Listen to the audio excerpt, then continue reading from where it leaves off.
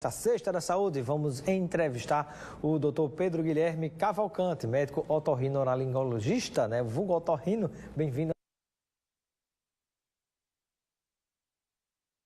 Obrigado por me receber e prazer aqui tirar qualquer dúvida que a gente tenha para poder explicar sobre essa população.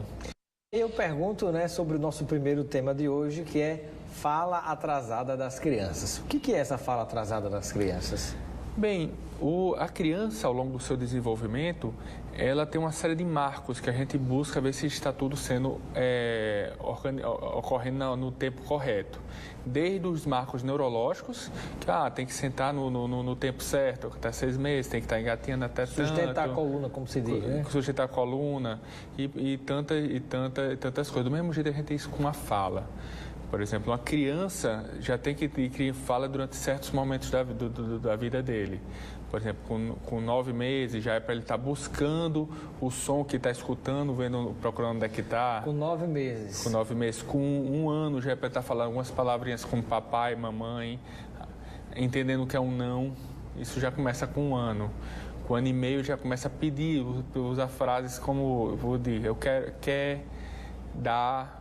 Então ele começa a usar frases. E até 2 anos realmente ele já tem que estar formando pequenas frases. Bebê quer isso, mamãe gosta. E aí, se realmente não estiver atingindo esses marcos principais, aí o ideal é que a gente faça uma avaliação disso e saber o que é que está acontecendo. A avaliação é com o otorrino? A avaliação é com o otorrino. Existem vários problemas que podem causar o atraso de fala. O atraso de fala propriamente dito, que é o que eu passei, a criança é totalmente normal, não tem nenhum outro problema, e apenas a voz atrasou ou devido a uma falta de estímulo, ou é porque é da própria criança mesmo. Então, esse tipo de alteração, que a gente chama de distúrbio específico da linguagem, realmente a gente avalia ele e vendo que é só essa questão desse atraso mesmo, a gente pede para a fonoaudióloga iniciar o tratamento com ele, através do estímulo. Como é que o pai ou a mãe, por exemplo, pode perceber que é um atraso de se iniciar algumas falas, a emissão de sons, por parte desses ainda recém-nascidos? Em que momento? Eu pergunto isso porque, claro que não existem padrões, certamente, mas não existe uma fábrica com o mesmo padrão de todas as crianças são fabricadas, Às vezes uma ou outra tem um tempo diferente.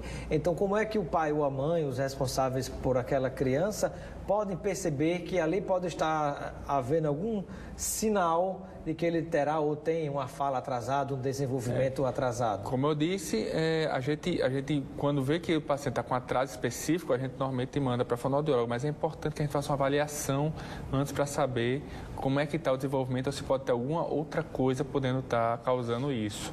Por exemplo, um dos exames que é importantíssimo é logo que nasce, já na primeira semana, se possível nas primeiras 48 horas, é fazer o teste da orelhinha, que muitas vezes esse atraso de fala, na verdade, pode ser uma perda de audição. E aí você vai e busca e faz o teste já com recém-nascido para ver se ele está escutando, se ele está conseguindo escutar bem as palavras. Como é esse teste da orelhinha? O teste da orelhinha é um teste na qual pode ser feito no próprio berçário, é universal, deve ser feito em todas as crianças. Muitas vezes faz até junto do próprio teste do pezinho, que faz o teste da orelhinha. E isso todos os pediatras já solicitam já na primeira semana. E se por algum motivo não foi solicitado, às vezes pode ter sido porque o pai focou em algum outro problema que pode ter tido, ou por causa de algum trâmite no hospital não aconteceu. Então, é dever do pai realmente buscar esse exame para ter a certeza que está escutando. E realmente, hoje é que tem que ser feito todos os exames. Basicamente, bota uma sondinha no ouvido da criança e emite um som. E quando é emitido um som, normalmente o corpo reage emitindo o som de volta. Você percebe se houve reação da criança naquele Exato. momento, O próprio aparelho ele capta esse retorno, como se fosse um som que a gente chama até uma microfonia coclear. É como se fosse a gente chama de emissões otoacústicas, como a volta do som da própria cóclea é captado. Então, na verdade, não precisa nem ver a reação da criança, o exame já dá mesmo na mesma hora. E isso normalmente é o exame inicial. Claro que não é um exame que é o que dá a certeza absoluta, mas faz uma triagem. Quando dá positivo, quer dizer que está tudo bem. Quando realmente não dá uma resposta boa, não quer dizer que a criança não escuta, porque muitas vezes precisa fazer outros testes para poder identificar isso. Então, o primeiro passo de uma avaliação da fala, saber se ele vai adquirir uma fala no tempo certo, já começa logo ao nascer com o teste da orelhinha. E depois, depois que é feito esse teste da orelhinha, se notar realmente que houve algum atraso, que houve alguma dificuldade, se está havendo alguma dificuldade, como eu falei, se até um ano ele não falou, não está dizendo mamãe, papai, se até 1 ano e 6 meses não está pedindo as coisas, se até 2 anos ele não está fazendo frases, aí realmente é bom procurar um otorrino para a gente fazer uma avaliação, saber se é um atraso de fala que a gente vai mandar para a fono ou se pode ser alguma coisa mais que deve precisar de um tratamento mais específico. Existe alguma relação do tempo de amamentação com a criança, com alguns problemas que ela pode vir ou não a desenvolver, já como criança maiorzinha e até adulto, por exemplo, de rinite, sinusite, faringite, todas essas ites desta área aqui, o fato da pessoa ter mamado mais tempo ou menos tempo, gera algum problema em relação a alergias ou esse tipo de situação? Vamos lá, existe uma série de alterações, a linguagem, ou seja, a fala que é adquirida, realmente é feito por todo um processo de musculatura e de respiração que a gente faz com a nossa via aérea. Ou seja, com nossa língua, com nossa boca, com nossa traqueia, com nossos pulmões, isso tudo é utilizado para a gente poder falar. Até mesmo o nariz a gente utiliza, porque muitas vezes a pessoa pode estar fanhoso, porque o nariz pode atrapalhar a fala. Então, primeira coisa, alterações nessas regiões podem causar alterações de falas. Por exemplo, é muito comum, às vezes, a língua presa. Então, às vezes, a criança não adquire e até mesmo a amamentação não consegue ser feita no tempo corretamente porque a linguazinha dele não se mexe tão bem. Então, hoje até se preconiza, embora não seja universal, como é o teste da orelhinha, o teste da linguinha, que a gente vê se a língua está bem presa ou não. Então, se tiver presa, a gente já com menos de 6 meses, antes de se alimentar, antes de introduzir alimentos sólidos, a gente já pensa em soltar a linguinha dele, com um pequeno procedimentozinho, tá certo?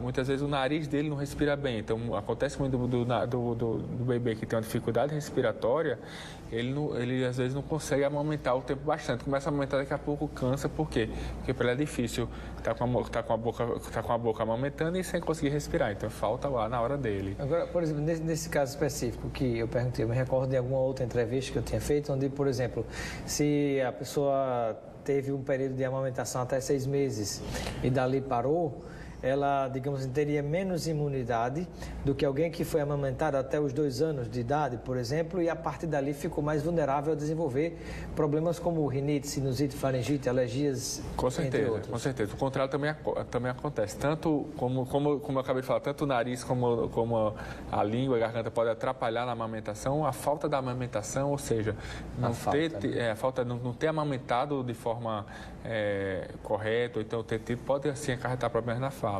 Problemas de imunidade podem fazer com que uma coisa leva a outra, né? Acaba que tendo problemas de rinite, sinusite, acaba piorando a capacidade dele de falar completamente. E até mesmo porque é conhecido que bebês que amamentam até 6 meses normalmente são mais saudáveis e desenvolvem mais rapidamente do que bebês que não conseguem fazer esse tipo de amamentação exclusiva. Mas então é importantíssima a amamentação, tá ok? E é importantíssimo mesmo os cuidados se ele está tendo dificuldade da amamentação também. Então os dois pesos são importantes. Muito bem. Estamos conversando com o Dr. Pedro Guilherme Cavalcante, ele é médico otorrino conosco nesta Sexta da Saúde. Você que está em casa nos acompanhando, tem alguma pergunta, sugestão, um comentário? Aproveita aqui a presença do otorrino, é quase que uma consulta ao vivo. Claro, Dr. Pedro Guilherme, já está chegando pergunta? Muito bem, olha lá, vamos lá para a pergunta. Pergunta do Alexandre, de Lagoa Nova. Ele disse que tem desvio do septo e quer saber se precisa fazer cirurgia. Ele disse que sente falta de ar constantemente. É com a sua especialidade? Ele pergunta. Sim, com certeza. Tantas crianças já podem acontecer problemas de rinite, mas como isso também pode ser levado para a idade adulta, e às vezes pode até surgir na idade adulta, e um desses problemas seria a obstrução nasal por causa de um desvio de septo.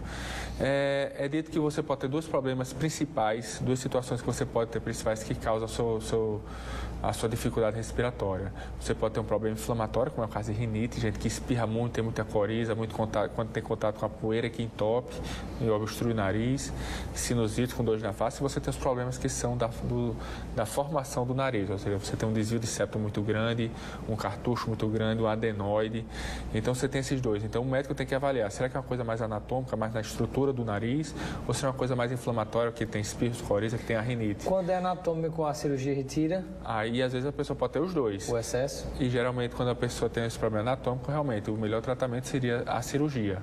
E por ser genético, digamos, anatômico, vai nascer de novo com o tempo e depois teria que, com o tempo, fazer uma outra cirurgia, ou uma única cirurgia já resolve definitivamente o problema? Uma única cirurgia já resolve realmente praticamente todos os casos.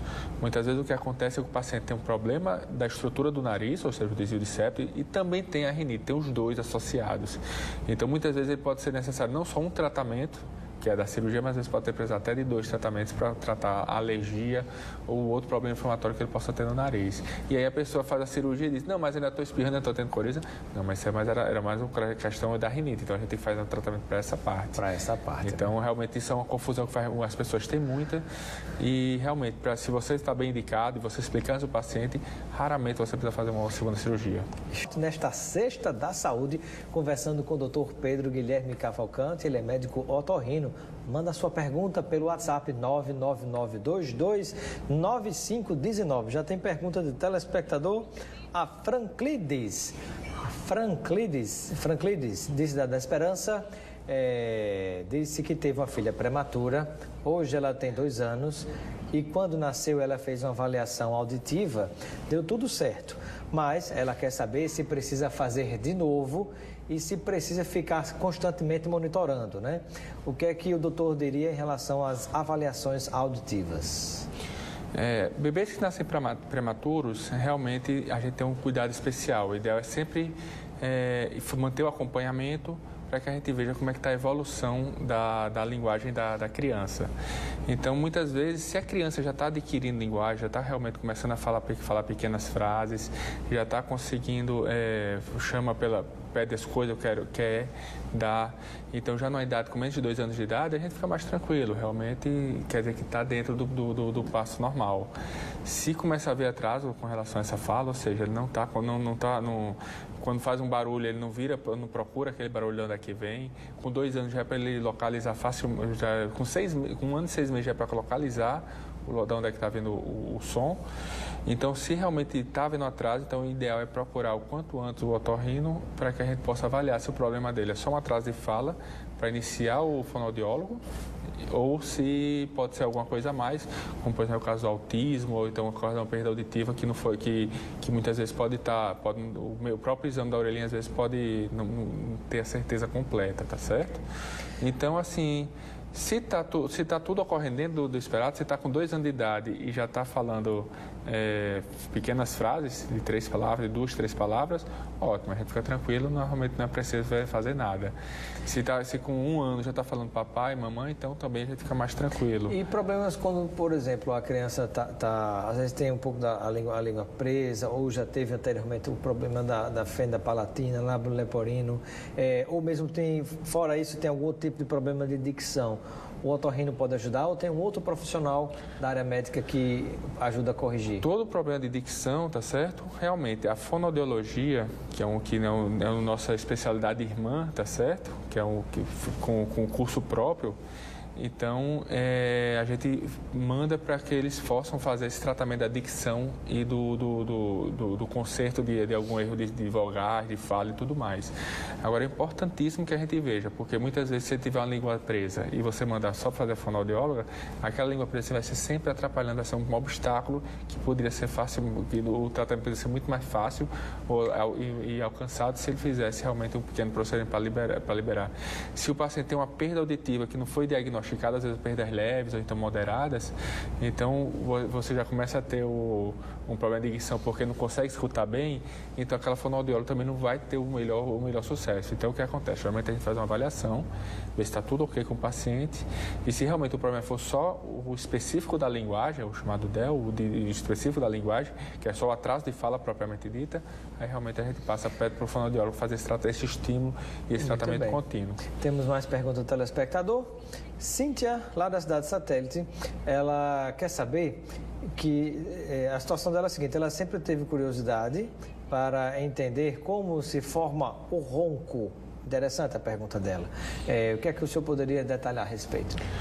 O ronco, ele é um sinal de que o quê? Quando a gente está acordado, a gente respira tranquilamente. Quando a gente se deita e relaxa, esse espaço que a gente tem entre a língua e a região da faringe, ele diminui. Por quê? Porque primeiro você está deitado, ele já diminui mais por causa disso.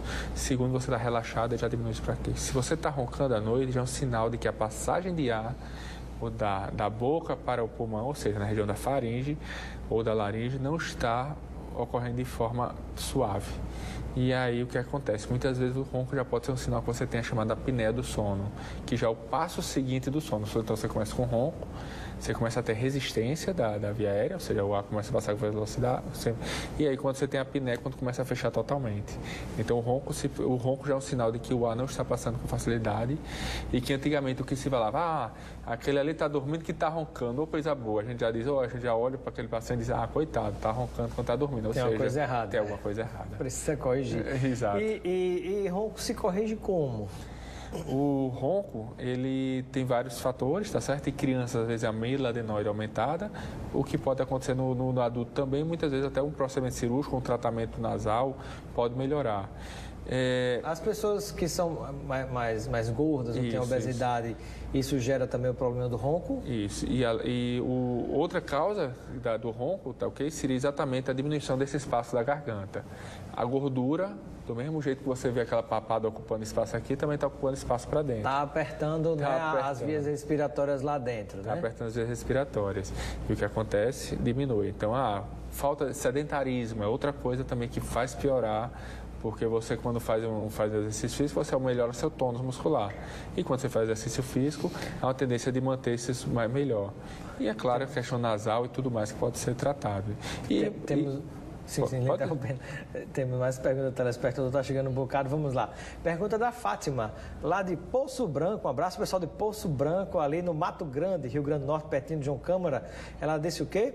Ela disse que tem facilidade de se engasgar e foi indicada a fazer uma laringoscopia. Certo. Disse que ainda não fez, mas gostaria de ter uma noção sobre o que pode ser descoberto com este exame. Tá. Talvez ela esteja com medo de descobrir alguma coisa. O medo pode ser esse. É melhor descobrir logo.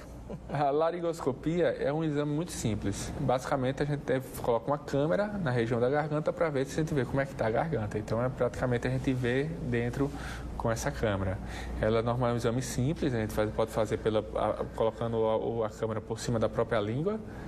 E alguns pacientes que têm muita ânsia de vão pode dificultar, a gente às vezes pode fazer com uma pequena sondazinha que pode passar pelo nariz, mas só em caso de não conseguir fazer o primeiro tipo, que é sobre a língua. O ser humano que faz uma cirurgia e retira as amígdalas, isso pode provocar ao longo da vida dele algum tipo de problema? As amígdalas são absolutamente essenciais, digamos assim? As amígdalas são um órgão de defesa muito importante até os 4 anos, tem sua importância até os 8, mas a partir dos 8 realmente a função dela é mínima e geralmente... É um apêndice. Quase isso. O apêndice já não serve para nada mesmo, né? Isso aqui primeiro até 4 anos ainda serve para alguma coisa. Mas realmente depois de certa idade já não tem essa função nenhuma, não. Já começa a mais atrapalhar do que ajuda. Estamos conversando com o Dr. Pedro Guilherme Cavalcante. Boa tarde, cidadão. Você pode participar e interagir com a gente no 999229519. Manda sua pergunta, sugestão ou comentário. E a próxima pergunta agora é de quem? Deusdete da Zona Norte de Natal. Disse que o filho respira muito pela boca, como se tivesse o nariz sempre entupido. Ele quer saber se precisa de cirurgia ou se tem outro tratamento. Pronto. Vai cair naquela situação. Pode ser alguma coisa mais inflamatória, ou seja, uma alergia, ou pode ser alguma coisa da própria estrutura do nariz, um desvio de septo, ou um aumento dos cornetos, um adenoide. Então, o que acontece? Se a gente vê que realmente é um problema alérgico mais grande, e isso a gente já consegue saber só conversando com o paciente, porque normalmente tem muita queixa de espirro, de coriza e tudo mais, geralmente você tem tratamentos tanto com medicamentos, que você pode ser feito, com o cuidado com o ambiente geral e até com terapias que a gente coloca as coisas que a pessoa tem alergia no organismo para que ele crie anticorpos contra a própria alergia. Isso tem um efeito até bem benéfico a longo prazo. Então, você tem esse tratamento que é para as partes inflamatórias, principalmente a alergia, a principal causa, mas se realmente você vê que não é um caso tão alérgico, que o problema dele é um desvio de septo grande ou uma coisa, realmente tem que ser cirurgia. O importante é o otorrino para pesar essas duas coisas, saber se tem as duas coisas, se só tem uma, e fazer o tratamento específico para aquele problema. Mais pergunta do telespectador, Davi, lá de Areia Preta. Ele disse que tem um primo que não pronuncia as palavras de forma correta. Ele troca hélice por P, como se fosse o Cebolinha, ele está falando, isso. Síndrome do Cebolinha. E ele queria saber como faz para corrigir, se tem correção. Ele disse que essa criança, o primo dele já tem 8 anos de idade. Já tem uma idade considerável que já não era para estar fazendo essa troca. Essas trocas de fala são aceitáveis até os 6 anos de idade são aceitáveis. Depois disso já não é para ter, não. Então, a primeira coisa é avaliar se pode ter alguma língua presa, avaliar se tem algum outro tipo de distúrbio da audição. Então, tudo normal, o tratamento dele tem solução com a fonoaudióloga. Mas aí tem que fazer essa avaliação para saber se tem alguma alteração que precise para investigar, ou se é mesmo só pela questão da troca das letras. Pode ser física ou neurológica? Geralmente a troca do L pelo R e tudo mais é uma questão mais de utilização da musculatura desse órgão que a gente dá fala. E geralmente com a fonoaudióloga resolve bem esses casos. Muito bem. Ele é um caso normal até certa idade, mas realmente com 8 anos já não era para ele estar fazendo essas trocas, não. Muito bem. Mais perguntas de telespectador? Temos a pergunta da Rita, que está nos acompanhando em Ponta Negra. Ela gostaria de saber, em relação às cirurgias de desvio de septo, se existe alguma idade a partir da qual ela é recomendada? Sim. O que é que acontece? Normalmente crianças geralmente não têm tanto desvio de septo. O desvio de septo se forma a partir da puberdade. Então, o que é que acontece? Então, às vezes, quando é criança, às vezes é um adenoide, é algum outro problema. Mas quando puberdade seria que idade? De 12 aos 16 anos. Certo. Então, dos 12 aos 16 anos, o nosso nariz sofre uma mudança muito grande. Todo mundo que pega uma foto quando criança e pega uma foto depois de 16 anos, você vê que o nariz muda completamente. E os desvios de septo acontecem durante esse momento. Realmente, durante esse momento, entre 12 e 16 anos, é bom se puder deixar passar esse momento, que tem essa mudança, para poder ter a certeza que não tem chance de voltar. Até 14, realmente, entre 12 e 14 anos não é recomendável fazer, é melhor esperar passar essa idade que já desenvolve. Mas depois disso, dos 14 a 16 anos, já pode ser realizada a cirurgia sem nenhum problema. Tem mais pergunta do telespectador ou o tempo acabou? Júlia, dá tempo de mais uma. Pergunta da Júlia, da Zona Norte de Natal. Ela disse que sempre teve medo de ir ao otorrino e de fazer a limpeza no ouvido, olha só. E ela quer saber se realmente dói, se é perigoso, se traz algum risco, né? Vamos trazer essa informação para conscientizá-la, acalmá-lo, para deixá-la mais apavorada. O que a gente pode dizer para ela? Na verdade, o ouvido é muito sensível e quando a gente limpa, às vezes pode incomodar alguma coisa, mas geralmente não dói nada fazer a limpeza do ouvido no otorrino, tá certo? Então, esse medo aqui já não tem. E a segunda é avaliar se há necessidade dela fazer essas limpezas periódicas no otorrino. Tem pessoas que têm que fazer, que tem bastante cera. É recomendável o uso do cotonete? Vamos lá, o cotonete, a utilização do cotonete, ele é menos necessário. Vamos lá, o cotonete, quando você tem muita cera, você vai acabar empurrando ele e não vai servir para nada. E quando tem pouca cera, muitas vezes você não pode, tem que limpar só as laterais. Então, assim, o cotonete, apesar de poder servir para limpar, o recomendável mesmo é não usar o cotonete, e sim, só até onde o dedo alcança, com um panozinho molhado, você limpar o que é produzido diariamente. Toalha um pouquinho para tirar pelo menos a água depois do banho, né? Não, mas isso é bom fazer diariamente, tá certo? Então, o que a gente recomenda, pelo menos diariamente, pelo menos semanalmente, você fazer a limpeza com um panozinho molhado, e aí já é o bastante. Ok, quero agradecer a participação do Dr. Pedro Guilherme Cavalcante no nosso Boa Tarde, Cidadão. Seja sempre bem-vindo e receba o kit de produtos Lucena para que você possa aproveitar com seus amigos e familiares. Obrigado. Com certeza vou aproveitar.